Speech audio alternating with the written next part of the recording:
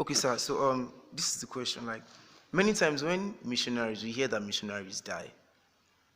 Yes, and okay, and they are still very happy to give their lives. And then many times when they die, we hear that many missionaries, they are so glad dying. Anytime they die, they die with smiles on their faces. Like, the first question is, what actually births that a man would die and be happy with? Is it that he saw something, or what? All right. Or like a missionary? Yeah. Yeah, so that's just the question. And another time, like, how, what is that joy that comes up within them that makes them to just want to give their life, like even unto death? Because as normal human beings now, we see it to be like anytime death, we are scared of death. Yeah. Like, we are, anytime we hear that death is coming, but as missionaries, they are just so, death doesn't mean anything to them. All right. They are even glad to die. Right. That's just the question. Okay, the question is very clear. I want to tell you something. Do you know why it is like that?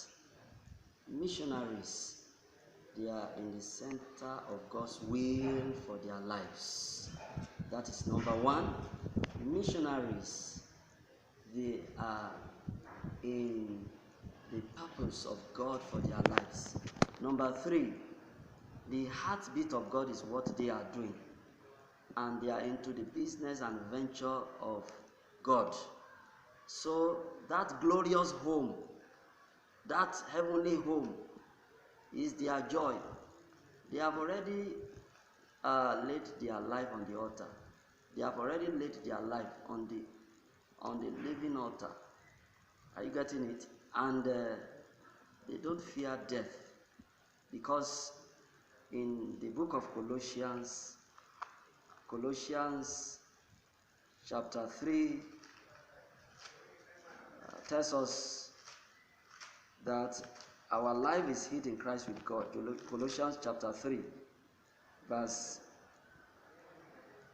2, it says, set your affection on things above. So they don't have anything doing with the world again. Are you getting it? Very and well. Not on things on the earth. Verse 3 says, for ye are dead, and your life is hid with Christ in God. And they are already dead.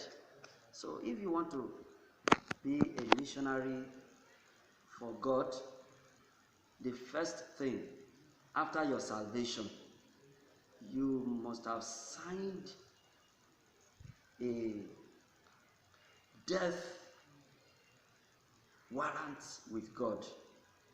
So it's not like we are signing it physically. You are signing physically and even spiritually.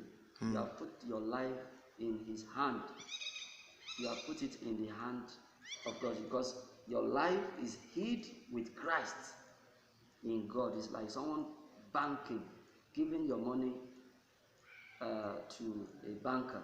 You are putting it in a bank. So it's no more your life. You are not yourself. He's the one in charge. He's the one in charge. He's the driver. You are no more the driver. So he can take you anywhere. So you are happy being in the circle of your Father. So that is it. Oh. So it gives joy. It's a thing of joy to become a missionary. It's a thing of joy. And you die gloriously. Oh. So now, so the thing is, how to, okay, many times we hear that missionaries, they see demons, they see spirits live. What we see in Nollywood movies, they see them live. Are they not scared? Apart from being scared, are they not? I don't know. Okay, sure. We know that, as Christians, many times we can have dreams and visions, but whereby we see these things. But this is something that they are seeing live, coming to them as a result of the mission work that they came to do in that area.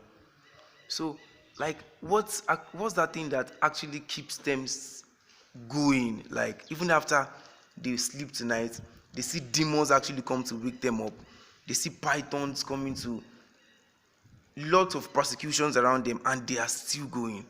They're like, no, what is that driving force inside the man that will make him see all of these things and still want to continue? Because normally, if some person should come inside church now and then they bring cutlass and they're like, oh yeah, whoever is serving Jesus, many times, many persons will be like, oh please, I'm not serving Jesus, don't take my life.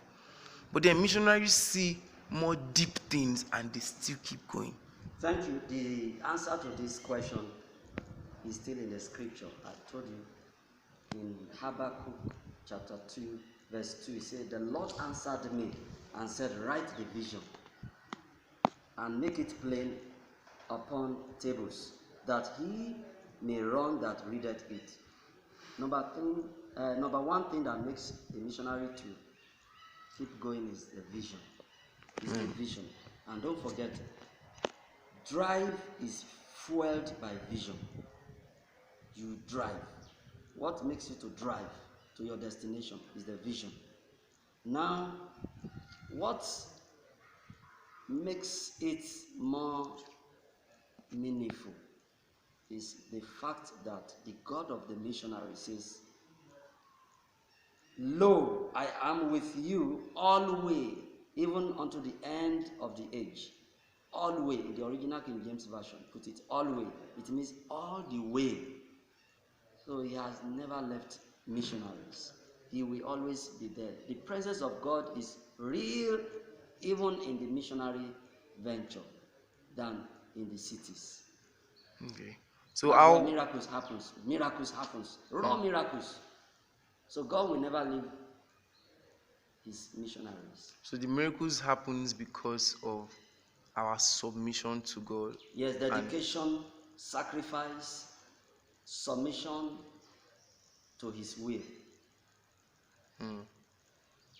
Also, how can we Christians that actually live in the city actually live the life of a missionary? Yeah, we can live the life of missionary because we have said something in the recent time that we should change the ornography. We should change the mentality, the concept people have about missionaries. Like they don't have what they do. They don't have anything. They are suffering. They are people that they don't even have a bearing. No. Like as I am, I'm a graduate. I studied English language. I did my master's in microlinguistics. I dropped my certificate and I go into missionary work. It's a special calling anyway. You have to do something. Number one, you are a missionary.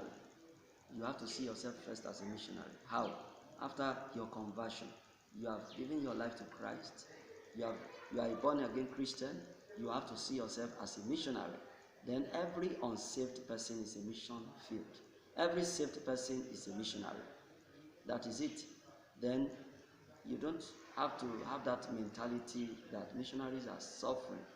First of all, churches in cities must see it, even from the pulpit down to the congregation, that the Great Commission must be done.